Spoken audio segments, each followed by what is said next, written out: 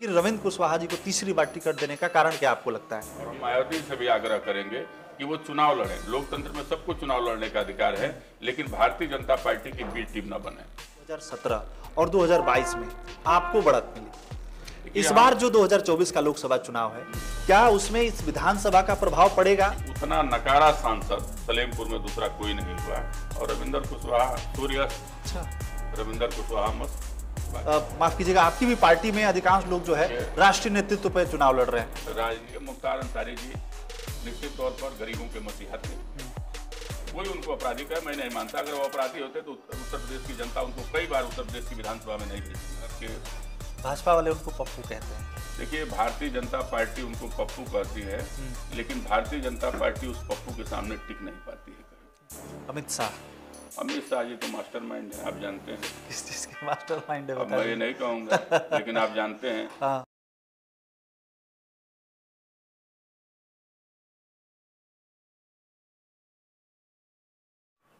2024 लोकसभा चुनाव को लेकर भारतीय जनता पार्टी की तरफ से अब की बार 400 पार का नारा दिया गया और मोदी की गारंटी की बात की जा रही है, लेकिन इंडिया अलायंस भी कमजोर नहीं दिखाई दे रहा है। इस बार की लड़ाई बहुत ही दिलचस्प और अलग होने वाली है, विशेष होने वाली है, क्योंकि 2024 का चुनाव एक तरफ जहां भारतीय जनता पार्टी ये कह रही है कि हम विकास के मुद्दे पर लड़ेंगे, लेकिन विपक्ष ये कह रहा है कि इस बार अगर भारतीय जनता पार्टी जीत गई तो संविधान खतरे में है, लोकतंत्र खतरे में है।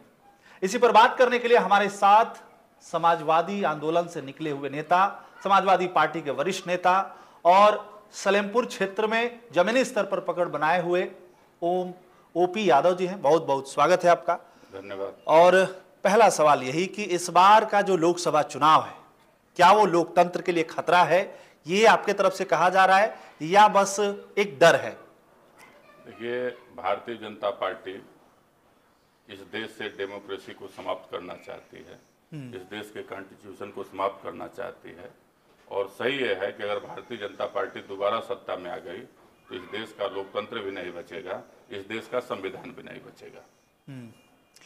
और भारतीय जनता पार्टी इस देश के संविधान को बदलना चाहती है। जो बाबा साहब का संविधान है उसको समाप्त करके नागपुर में इनका एक संविधान बन के तैयार है, नागपुरिया संविधान, जिसको इस देश में वो लागू करना चाहते हैं। अच्छा, भारतीय जनता पार्टी ये कह रही है, और मोदी जी भी ये बात कई बार उन्होंने कहा है कि सबका साथ सबका विकास, हमारे साथ सभी लोग हैं। यही कारण है कि हमारी जो विजय की रथ है वो निर्बाध गति से हर राज्य में, हर चुनाव में चल रही है। देखिए, सबका साथ सबका विकास का नारा तो भारतीय जनता पार्टी ने दिया था, लेकिन सबका साथ सबका विकास तो नहीं हो पाया, उनका अपना विकास हुआ। भारतीय जनता पार्टी के नेताओं का अपना विकास हुआ, उनके लोगों का विकास हुआ, अंडानी अंबानी का विकास हुआ, इन लोगों का विकास हुआ मोदी जी की सरकार में। और मोदी जी देश के सबसे झूठे प्रधानमंत्री हैं। वो केवल झूठ बोलते हैं। हाँ। ये झूठ बोल करके इस देश की जनता को गुमराह करने का काम करते हैं, जातियों में लड़ाने का काम करते हैं, धर्म से लड़ाने का काम करते हैं। और भारतीय जनता पार्टी का आखिरी दांव भी समाप्त हो चुका है। 2024 में इस देश का नौजवान, इस देश का किसान, इस देश का व्यापारी भारतीय जनता पार्टी को सत्ता से बाहर का रास्ता दिखाएगा। पीडीए का जो नारा है उसको लेके जो भारतीय जनता पार्टी के लोग हैं वो लोग हमलावर हैं आप पे। वो कह रहे हैं कि अन्य जातियों के लिए कोई जगह नहीं है, केवल पिछड़ा, दलित और अल्पसंख्यक, बाकी जो जातियां हैं वो समाजवादी में पार्टी में है ही नहीं कहीं। ऐसा है क्या? पीडीए का मतलब पी से पिछड़ा, डी से दलित, ए से अगड़ा, ए से आदिवासी, ए से आधी आबादी। हमने किसी को छोड़ा ही नहीं है। अच्छा। पीडीए में सभी समाहित हैं। जो लोग भी बड़ी जाति के लोग दुखी हैं, जो लोग वंचित हैं लाभ से, जो लोग शोषित हैं, पीड़ित हैं, बड़ी जात के लोग शोषित पीड़ित नहीं है, दुखी नहीं है, वो सभी लोग पीडीए में हैं। वंशवाद का जो आरोप लग रहा है आपकी पार्टी पर, उसको लेके क्या जवाब देंगे आप, अगर सलेमपुर के परिप्रेक्ष्य में हम बात करें तो? देखिए, हम वंशवाद पे कोई बात इसलिए नहीं करेंगे कि जो लोग संघर्ष से और लोकतंत्र में जनता के द्वारा चुने जाते हैं वहाँ वंशवाद नहीं है। वंशवाद तब होता जब प्रधानमंत्री का लड़का सीधे प्रधानमंत्री राज्यसभा से चुन करके जाता और प्रधानमंत्री हो जाता, तो हम वंशवाद मानते। जो लोग जमीन में जाते हैं, जमीन पे जाते हैं और जनता उनको चुनाव जिताती है, तो मैं वंशवाद इसको नहीं मानता। रविंद्र कुशवाहा जी को तीसरी बार टिकट दिया गया है, क्या कारण है? क्या जातीय मजबूरी है भारतीय जनता पार्टी की, एक तरफ वो कहती है कि हम सबके साथ की बात करते हैं, हम लोग जातियों पे भरोसा नहीं करते, लेकिन रविंद्र कुशवाहा जी को तीसरी बार टिकट देने का कारण क्या आपको लगता है? देखिए, भारतीय जनता पार्टी जाति की राजनीति करती है, भारतीय जनता पार्टी धर्म की राजनीति करती है जी। रविंद्र कुशवाहा यहाँ से 2 बार सांसद रहे। आप सलेमपुर लोकसभा क्षेत्र के अंदर अस्पतालों की दुर्दशा देख लीजिए, विद्यालयों की दुर्दशा देख लीजिए, सड़कों की दुर्दशा देख लीजिए। रविंद्र कुशवाहा ने कहीं अगर एक ईंट विकास का रखा हो तो आप बता दीजिए। रविंद्र कुशवाहा ने विकास किया अपने गांव, अपने पैतृक गांव माथापार में करोड़ों की लागत से अपनी एक आलीशान मकान बनाया, लेकिन उस मकान पर जाने के जो रास्ता है उस रास्ते में 1-1 फीट का गड्ढा है। क्या उनका विकास है? सलेमपुर में जहां वो रहते हैं पूरी सड़क की नालियां बजबजा रही हैं, क्या विकास है? मेन रोड जो सलेमपुर रेलवे स्टेशन का था, कितने दिन के बाद किसी तरह से उसका लेपन कार्य पूरा हुआ है, क्या विकास है? रविंद्र कुशवाहा ने कोई विकास नहीं किया। और मैं तो कहता हूं कि उतना नकारा सांसद सलेमपुर में दूसरा कोई नहीं हुआ। और रविंद्र कुशवाहा सूर्यास्त, अच्छा, रविंद्र कुशवाहा मस्त, बाकी उनसे कोई लेना देना नहीं है। फिर 2 बार उनको जनता ने क्यों चुना? क्या वो तो मजबूरी? कहते हैं कि जनता ने हमको कहाँ चुना, जनता ने तो मोदी को चुना। अच्छा, ये तो रविंद्र कुशवाहा कहने जनता ने हमको कहाँ वोट दिया, जनता ने तो मोदी को वोट दिया और मोदी के नाम पे ये लोग जीते, इसलिए इन्होंने विकास का कोई काम नहीं किया। वो कहते हैं कि सीधा सीधा क्या विकास करना है, जनता तो मोदी के नाम पे पागल, मोदी को वोट देती है। जी। तो इस बार सलेमपुर की जनता उनको और उनके आका मोदी को भी सबक सिखाने का काम करेगी। पहले के जमाने में इस तरीके के नेता ज्यादा होते थे जो जमीन से जुड़े होते थे। राष्ट्रीय स्तर की तो हम बात करेंगे ही, लेकिन यही मोहन सिंह हो, चाहे तमाम ऐसे नेता हुए, चाहे जब भी जनेश्वर जी हों, लोहिया जी हों, इस तरीके के नेता आजकल कम हो रहे हैं। वो लोग माफ कीजिएगा, आपकी भी पार्टी में अधिकांश लोग जो है राष्ट्रीय नेतृत्व पर चुनाव लड़ रहे हैं। राजनीति में सही है कि राजनीति में गिरावट आई है, और राजनीति में गिरावट बहुजन समाज पार्टी के जमाने से आई। अच्छा। और बहुजन समाज पार्टी के बाद जो कुछ भी राजनीति में बचा था उसको भारतीय जनता पार्टी ने गिरा दिया। राजनीति का जो स्तर था भारतीय जनता पार्टी ने गिराया। और आज जो नेता थे, जो समाजवादी आंदोलन के निकले हुए नेता थे, बड़े नेता थे, उनकी कमी जरूर है।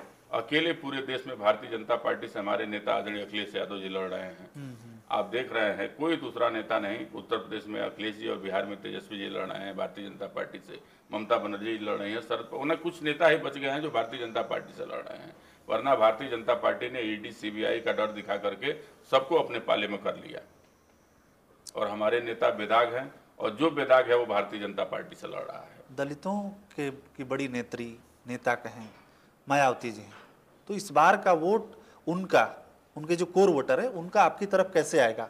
जबकि भाजपा ये कह रही है कि हमने पूरा का पूरा ले लिया है, मायावती ये कह रही है कि दलित हमारे साथ है। तो समाजवादी पार्टी जो है वो किस तरीके से उनको अपने तरफ ला रही है? दलित बड़ी संख्या में 2022 में भी हमको समर्थन दिया, और 2024 में तो दलित समाज संविधान बचाने के नाम पे, लोकतंत्र बचाने के नाम पे हमसे भी 2 कदम आगे बढ़कर समाजवादी पार्टी को ताकत देने का काम कर रहा है। उसको पता है, और हम मायावती से भी आग्रह करेंगे कि वो चुनाव लड़े। लोकतंत्र में सबको चुनाव लड़ने का अधिकार है, लेकिन भारतीय जनता पार्टी की बी टीम न बने। अच्छा, इसलिए कि आज इस संविधान रहेगा, इस देश का लोकतंत्र रहेगा, तभी हमारा, आपका और उनका सम्मान रहेगा। अगर लोकतंत्र नहीं होता, आप बताइए, दलित परिवार में पैदा होने वाली मायावती जी क्या उत्तर प्रदेश की 4 बार मुख्यमंत्री हो पाती? अगर लोकतंत्र नहीं होता तो गरीब परिवार में पैदा होने वाले, आम परिवार में पैदा होने वाले मुलायम सिंह यादव जी इस प्रदेश के कई बार मुख्यमंत्री और देश के रक्षा मंत्री हो पाते। अगर लोकतंत्र नहीं होता तो त्रिवेंद्रम की गलियों में अखबार बेचकर अपनी जीविका चलाने वाले डॉक्टर APJ अब्दुल कलाम क्या इस देश के राष्ट्रपति होते? तो हमारी जो लड़ाई है, समाजवादी पार्टी की जो लड़ाई है, लोकतंत्र बचाने की लड़ाई है, संविधान को बचाने की लड़ाई है। हम हमारे नेता आदरणीय अखिलेश यादव जी के नेतृत्व में मजबूती से हम लोगों ने संकल्प लिया है कि उत्तर प्रदेश से 80 सीटें हम भाजपा का हराएंगे। और हमने नारा दिया है कि 80 हराओ नौकरी पाओ, 80 हराओ महंगाई पे काबू पाओ, 80 हराओ भाजपा भगाओ। ये 2014 और 2019 का जो लोकसभा चुनाव हुआ उसमें भाजपा को बढ़त मिली। वोट परसेंटेज की बात नहीं करूंगा, सीटों की बात करूंगा। लेकिन जो विधानसभा के चुनाव हुए उत्तर प्रदेश में, उसमें 2017 और 2022 में आपको बढ़त मिली। इस बार जो 2024 का लोकसभा चुनाव है, क्या उसमें इस विधानसभा का प्रभाव पड़ेगा, या लोकसभा की ही तरह इस बार भी 400 पार हो जाएगा? देखिए, 400 पार का नारा उनका झूठा है। वो 400 हार रहे हैं, इसलिए 400 पार का नारा दिए हैं। अच्छा। समाजवादी पार्टी को 36% के आसपास वोट मिला था 2022 के चुनाव में। समाजवादी पार्टी कम से कम 45% अकेले वोट पाने जा रही है उत्तर प्रदेश में लोकसभा के चुनाव में, और भारतीय जनता पार्टी का खाता खुल जाए बड़ी बात होगी उत्तर प्रदेश के चुनाव में। 2024 के चुनाव के बाद आप भी मिलेंगे, हम भी मिलेंगे। मैं जो कह रहा हूँ, इस देश की जनता अपने अंतिम हथियार जो उसका होता है मतदान, उसके लिए मन बनाए बैठी है, चुनाव का इंतजार कर रही है भारतीय जनता पार्टी के लोगों को भगाने के लिए। सलेमपुर के लिए ओपी यादव जी सांसद बनते हैं, माननीय बनते हैं, तो सलेमपुर के लिए क्या विजन है आपके पास? कौन से काम को प्राथमिकता में सबसे जो जरूरत की चीजें हैं जी, सड़क, अच्छी सड़क, अच्छे अस्पताल, अच्छे कॉलेज, यहाँ कल कारखानों की जरूरत है, यहाँ के नौजवानों को रोजगार कैसे मिले इसका इंतजाम करने की जरूरत है। और अगर हमको मौका मिलता है तो निश्चित तौर पर सलेमपुर लोकसभा क्षेत्र के सर्वांगीण विकास के लिए जितनी भी बड़ी कुर्बानी देनी पड़ेगी देने का काम करेंगे, और सलेमपुर लोकसभा क्षेत्र के सड़कों का जाल बिछाएंगे।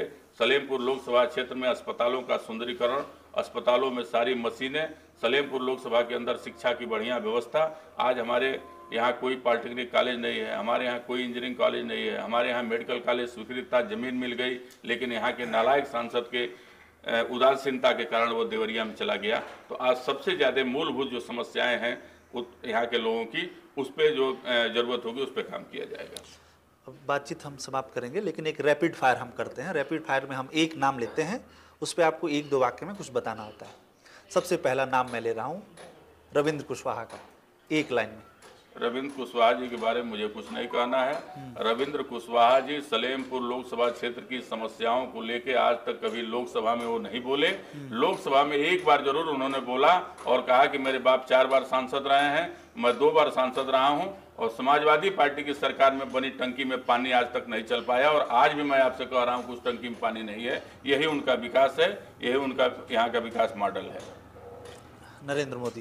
नरेंद्र मोदी जी के बारे में मैं कुछ नहीं कहूँगा। नरेंद्र मोदी जी इस देश के सबसे बड़े जुमलेबाज प्रधानमंत्री हैं, इससे ज़्यादा मैं उनको कुछ नहीं कहूँगा। नीतीश कुमार पलटू राम चाचा हैं, आप जानते हैं, कब पलट जाए उनका कोई भरोसा नहीं। ओम प्रकाश राजभर पियर का चाचा हैं, आप जानते हैं, कल हमारे साथ थे, आज उनके साथ हैं, क्या बोल जाए, उनका कोई भरोसा नहीं, कोई अस्तित्व नहीं।